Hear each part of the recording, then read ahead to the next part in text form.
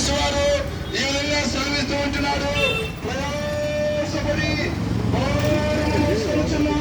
సమస్తమైన జనులారా నా యొద్దకు రండి, నేను మీకు విశ్రాంతిని కలుగు చేతునని ప్రభువైన యేసుక్రీస్తు వారు ఆహ్వానిస్తూ ఉంటున్నారండి. మన పాపములను మనము ఒప్పుకొనిన ఎడల ఆయన నమ్మదగిన వాడును నీతిమంతుడు గనుక ఆయన మన ప్రతి పాపములను కడిగి మనలను పరిశుద్ధుడిగా చేయనని దేవుని వాక్యము సెలవిస్తూ ఉందండి. కాబట్టి ఇదే మిక్కిలి అనుకూలమైన సమయము, ఇదే గొప్ప రక్షణ దినము.